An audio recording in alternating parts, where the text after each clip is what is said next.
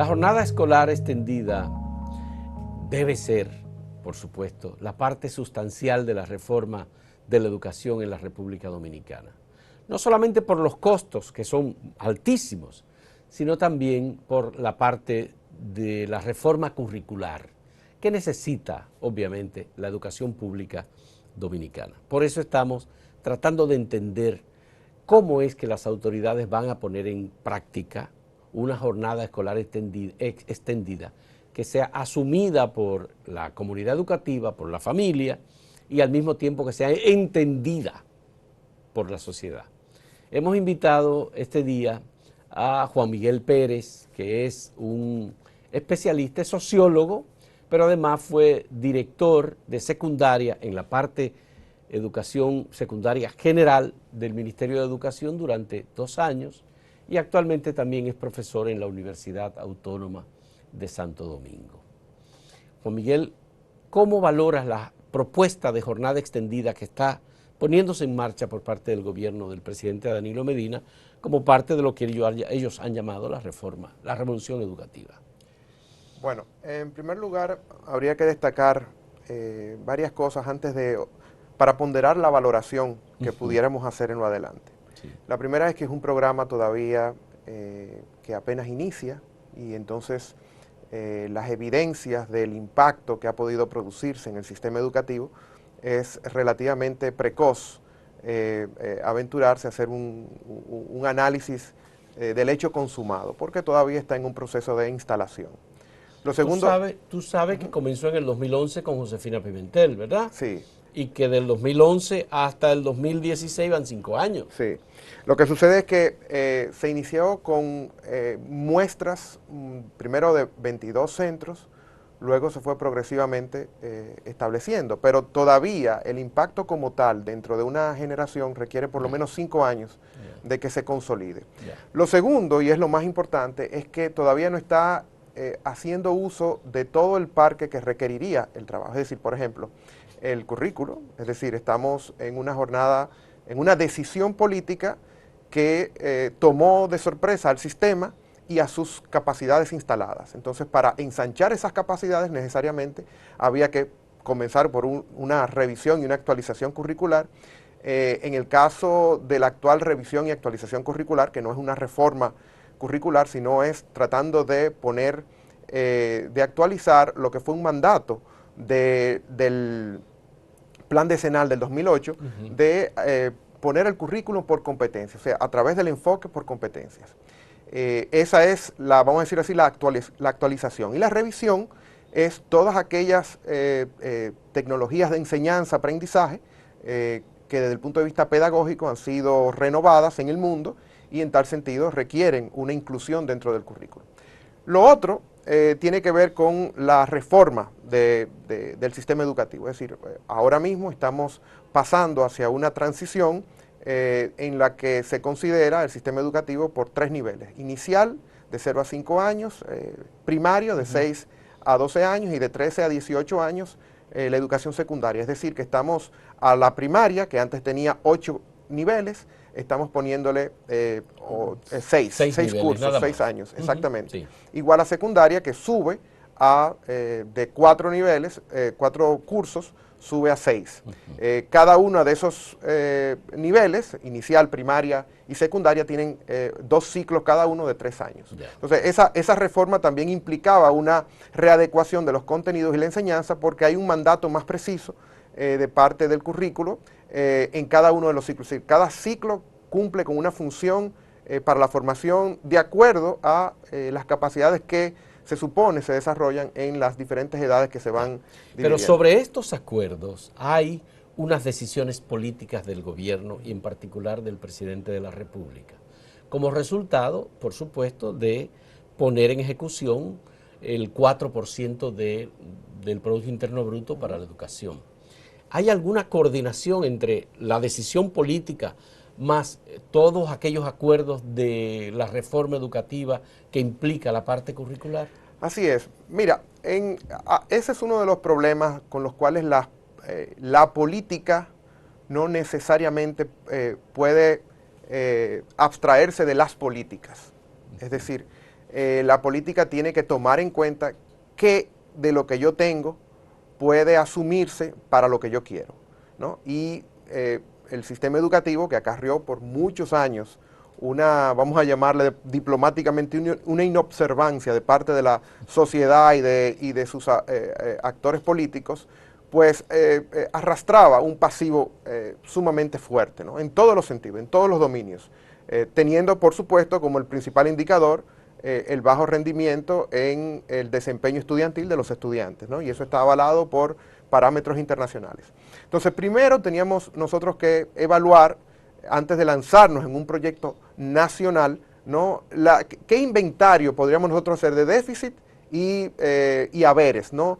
¿Dónde estábamos nosotros fuertes? Y realmente, recuérdate que en la gestión de Melanio Paredes, uno de los slogans fuertes fue el cumplimiento del horario escolar por parte de los docentes, el 1000 por 1000. Entonces, involucrarnos en una actividad en la que duplicábamos las horas de docencia implicaba que ese déficit confeso por nuestras autoridades había primero que saldarlo, para aventurarnos a duplicar el tiempo de los niños y las niñas y los adolescentes en la escuela. Ese es el primero, el término de tiempo. Lo segundo es, yo creo que lo más importante es toda política educativa parte de una filosofía, ¿no? Y yo creo que ha habido un pequeño error en términos de creer que las escuelas pueden cambiar a las sociedades, y en realidad no es así. Son las sociedades en un determinado momento que bajo un cierto liderazgo cambian, y entonces a partir de ese cambio de sociedad, entonces se produce la enseñanza de ese cambio de sociedad en las escuelas, y entonces se va produciendo la transmisión de conocimientos. Pero no podemos aspirar a cambiar un paradigma partiendo del mismo que se está buscando trascender. Es decir, porque nuestros docentes son seres humanos, ciudadanos que viven en esta sociedad y viven de ella. Es decir, es un poco difícil tratar de transformarla a partir de actores que viven y se reproducen dentro del mismo sistema que se está tratando. Es muy difícil cambiar un paradigma así. Lo segundo es que si se considera entonces un liderazgo que va a cambiar a todo ese sistema, pasando por los actores clave, que son los docentes, tiene que haber una sociedad que espere, no otra cosa. Y esa sociedad todavía no está ahí. Es decir, el 4% puede ser muy bueno, pero un solo caso, por ejemplo, de impunidad a nivel nacional puede hacer deshacer todo lo que uno indique en el currículo del aula, porque aquí hay varios currículos, ¿no? Está el de la sociedad y está el del aula. No siempre son coincidentes y algunas veces son contradictorios, y tenemos que saber que el estudiante siempre le va a hacer más caso al de la calle que el del aula, porque el de la calle es donde se decide la vida de la gente. Así es. Vamos a hacer una pausa en este diálogo con Juan Miguel Pérez, porque hay aspectos importantes. Yo creo que la sociedad ha dado su apoyo a la jornada escolar extendida, las familias están recibiendo un beneficio directo con la jornada escolar extendida, pero todavía no hay mucha claridad sobre lo que el gobierno quiere sobre la jornada escolar extendida. Todo el mundo entiende que debe ser calidad, pero ¿se conseguirá eso con la jornada escolar extendida, la calidad del sector educativo? En un momento retornamos.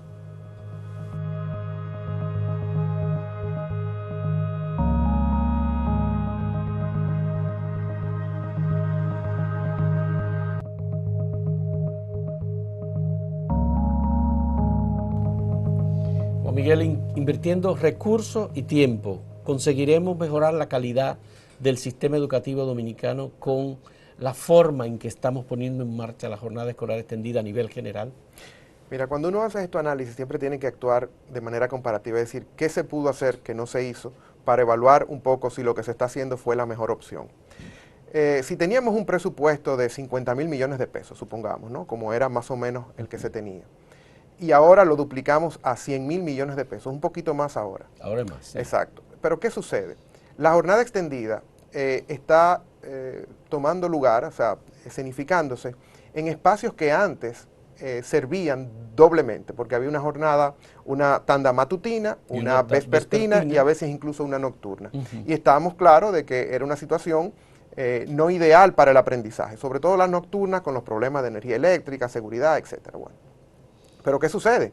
Que ahora en esas escuelas que han pasado a jornada extendida, muchas de esas escuelas lo que han hecho es reducir la posibilidad de aulas para muchachos que antes, niñas, niños y adolescentes que antes iban a la tanda vespertina, por ejemplo. ¿Dónde quedan esos niños? Entonces estamos haciendo que para una misma cantidad de estudiantes, y es normal que así sea, pues estamos destinando el doble de recursos, pero ese doble de recursos está no facilitando la posibilidad de que esos otros niños también pudiesen tener esa tanda vespertina. Es decir, que estamos generando un déficit de aulas.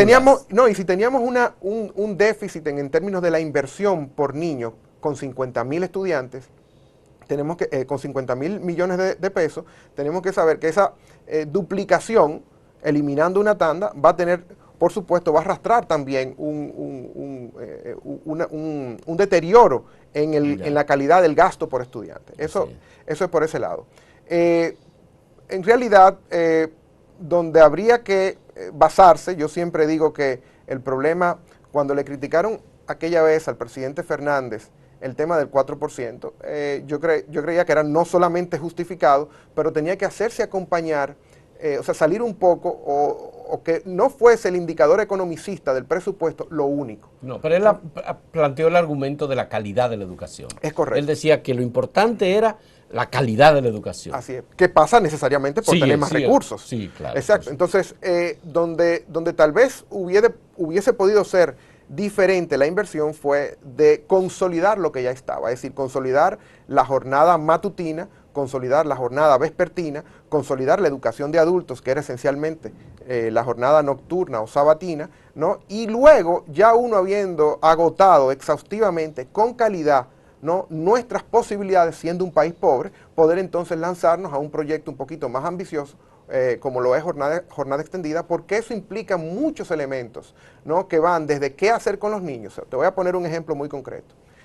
El tener a niños y niñas encerrados en un recinto escolar es de mucha responsabilidad. Y si los actores responsables de la acción pedagógica no tienen a esos niños y niñas ocupados de una manera coherente todo el tiempo, entonces pueden incubarse una serie de elementos que no son necesariamente deseables en la acción educativa. Por ejemplo, habían niños que dejaban, niños y niñas provenientes de nuestros barrios, donde se cuecen muchas cosas y donde la calle tiene incluso una labor pedagógica, por ejemplo en el caso de la recreación, ¿no? Cómo ahora todo eso, si se escolariza, le estamos amputando a la calle esos beneficios pedagógicos, comenzando con la actividad física, por ejemplo, que antes la calle tenía esa función social. ¿Por qué te estoy diciendo eso? Porque en este currículo, prácticamente, sobre todo a nivel del nivel secundario, la actividad física ha quedado con las mismas horas que cuando la tanda ordinaria de 4 horas diarias. Entonces, ¿eso qué va a hacer? Eso va, sin duda alguna, a incrementar el sedentarismo y todos las consecuencias que se derivan en lo psicoafectivo, en el aprendizaje, en el físico de nuestros muchachos. E incluso podríamos hasta especular de que si muchas veces ese niño, niña, adolescente proveniente de estos barrios más humildes dejaba un poco la escuela como el santuario, ahora que va a ser toda una vida, suponiendo que asuma la jornada extendida como un lugar que sustituye todo lo que encontraba en la calle, y me estoy refiriendo fundamentalmente a todos esos niños y niñas que trabajaban y que la jornada extendida, un plato de comida no va a compensar lo que ellos buscaban trabajando en las calles, y eso tiene una repercusión porque estamos hablando de un presupuesto familiar que depende precisamente muchas veces del ingreso de ese niño o niña. Entonces, ahora puede ocurrir de que muchos de esos niños y niñas y adolescentes lo que hacían en la calle lo transporten a la escuela. Y nosotros sabemos que los niveles de violencia, los niveles de inseguridad, los niveles cuando no hay la observancia adecuada, pueden incubarse y puede hacerse que la calle pase a la escuela, ¿no? Y eso es extremadamente delicado. Pero, Juan Miguel, estos son elementos que pueden ser tomados en cuenta por las autoridades en la puesta en marcha de la jornada escolar extendida. Lo que se va a hacer a nivel general en todo el país, como lo han hecho los países desarrollados, como lo tiene Francia, por ejemplo, que tiene jornada escolar extendida, bueno, pues tomar en cuenta estos elementos. Así es. Y tratar de evitar que se reproduzcan estos problemas que pueden ser distorsiones para la educación y para la vida del joven que va a la escuela. Precisamente, es decir, nosotros tenemos que saber que esto tiene que ser necesariamente un proceso gradual. ¿no? Porque si nos precipitamos y nos adjudicamos espacios, tareas, momentos que no podemos necesariamente satisfacer, ¿no? Por mil y unas razones, ¿no? Que tienen que ver con muchas veces formación, otras veces con espacios, por ejemplo. No es lo mismo tú ir a una escuela durante 4 horas que no tenga sombra, a tú ir a una escuela durante toda una jornada que no tenga sombra, para uno recrearse, para uno compartir, para uno incluso tener espacios de recreación que no sea únicamente el aula. Sí. Es decir, todos esos son elementos que son puntuales a la hora de haber pensado un programa que yo en lo personal hubiese preferido que se hubiese hecho por etapas, que se hubiese hecho de manera de pilotaje, que se hubiese hecho a través de experimental, de una manera experimental, y una vez consolidado, incluyendo el propio currículum que ahora es que se está poniendo en vigencia y todavía incluso en la parte de secundaria, todavía está en un proceso de experimentación, de discusión. Es decir, que al final es un gran anhelo, yo creo que no hay duda de que hay elementos sociales que eran necesarios y que la jornada extendida lo ha satisfecho, como por ejemplo el tema de la alimentación escolar. Pero esa alimentación escolar, o sea, todo en educación tiene que ser un equilibrio de cosas, porque esa alimentación escolar puede muy bien tener efectos, aunque fundamentales, pero no los deseados, porque entonces esa alimentación escolar, ¿cómo se canaliza en un desarrollo sano a través de una actividad física, por ejemplo, ¿no? Que pudiese acompañar a una actividad de recreación? El otro elemento es que yo creo que es el más importante de todos los que hemos hablado, porque estos son elementos que aún así quedan en un mismo paradigma. Es la gran pregunta que ni el pacto educativo, ni la Estrategia Nacional de Desarrollo, ni ninguno de los debates que se han dado sobre la educación, incluyendo el 4%, ha tocado, y es el tema ideológico de la escuela dominicana. El tema ideológico de la escuela. Que pasa a través del currículo. A mí me gustaría que me lo explicara, pero lo vamos a hacer en el último segmento, porque tenemos que hacer una pausa en este momento. Con Juan Miguel Pérez, sociólogo, sobre la jornada escolar extendida.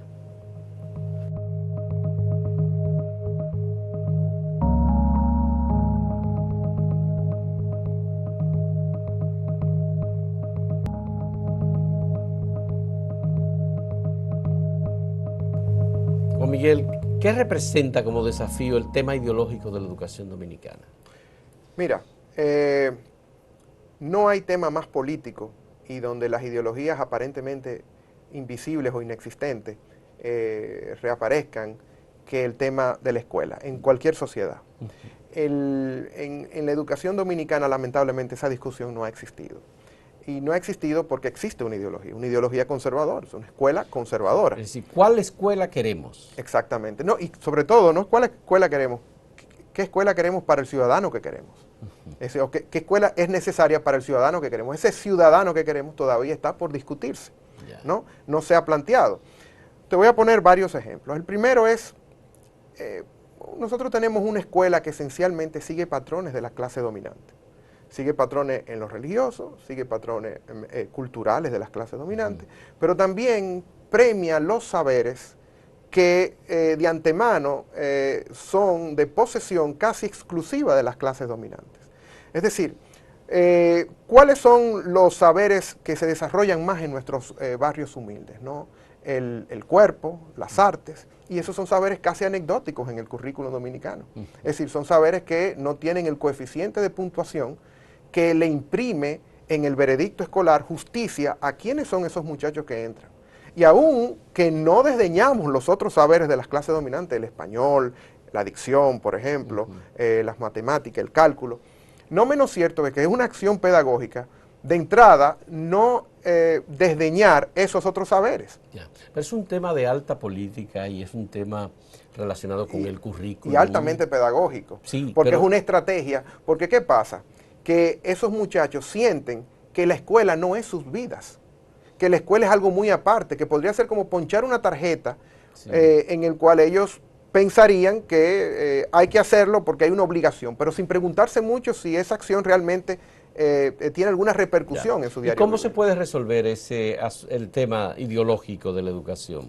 Primero, que las clases dirigentes, y sobre todo, yo pienso que aquí hay una gran responsabilidad de parte de ese cuerpo de servidores públicos y de académicos que hoy están demasiado interesados con resolver asuntos de su manutención en un cargo o de cómo tener, por ejemplo, porque ese es otro de los problemas muy graves. Incluso hablábamos ahorita sobre la formación docente. ¿Qué ha pasado aquí, por ejemplo, sobre la formación docente? Aquí ha habido un contubernio muy fuerte entre el poder político y las instituciones universitarias encargadas de administrar el proceso de formación continua.